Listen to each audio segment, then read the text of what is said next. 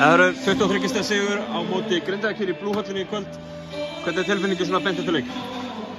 Bara fín. Góður leikur, margar svona legg í búki sem að skiptir bara máli og kraftur í öllum og mér fannst svona við verðum svolítið að komast aftur í það identity sem við viljum standa fyrir.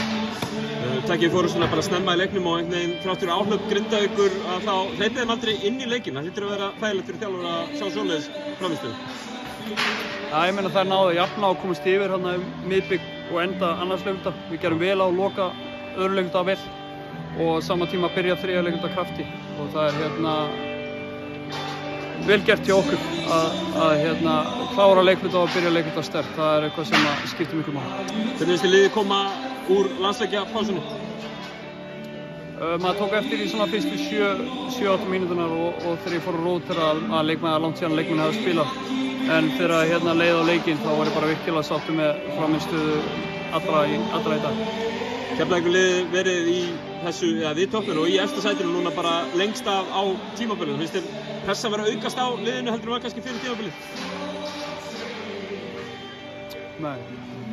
Við erum lið sem var spáð því að vera ekki í úrslitakeppni og þannig sama hvað aðrir segja og aðrir hafa sagt okkur gangandi í gegnum tímabilið, þá erum við bara að standa fyrir því sem við viljum standa fyrir.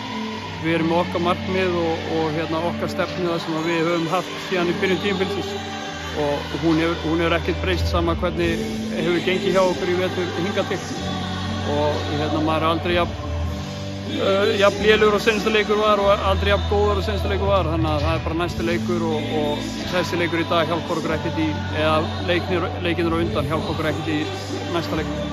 Gífulega svona stór rótering, stór hópur sem að Keflavíkurliðið hefur verið að spila á þessa leiki, hot intensity og svona sem að Keflavíkurliðið spilar á. Það hlýtur að vera svona þægilegt að vera farin í þessa loka mánuð og svo í úrslitakeppni með svona marga klára leikmenn. Já, ég meina við erum búin að vera að spila á 10-12 leikmennum í allan vetur og það er bara erfitt að finna mínútur fyrir alla það er mínútur sem eiga skilið af því að það er flestar staðir sem bara virkilega vel og gera tilkall af fleiri mínútur. En á sama tíma vill maður halda rytmanum í liðinu, þannig að þetta er kannski erfiðast fyrir mig af öllum að reyna að finna sanngjarnar mínútur og svona róteringu sem að henda best, en hingað til hefur að virka vel og stelpunar eru líka klárar í hvert skipti sem að koma inn á og fara út á og þannig að það er það sem að hefur skilað þessu, er þessi samheldni sem að einkennir hópinn. Voru að taka Emilíu inn í hópinn fyrir landsliðsskóla sem var að koma úr leyfi. Einhver orður um að Keflavíkurliðið sé að taka Telmu Dís inn í hún klárar háskóla núna í vor. Er það eitthvað sem er hægt að tala um það? Nei, þetta er liðið sem við erum með í dag og þetta er liðið sem við treystum fyrir að spila. Og ef það er einhver orðrómur þá er hann farið algjörlega fram hjá mér. Því að ég er ekki inn í þeirri umræðu, ég veit ekkert um það. Þannig að þetta er liðið sem við spilum með og þetta er liðið sem við treystum og þetta er liðið sem hefur komið okkur í þessa stöðu í vetur og þetta er liðið sem við klára tíma. Bestu þakkir fyrir og gangi ykkur vel. Snillt, takk.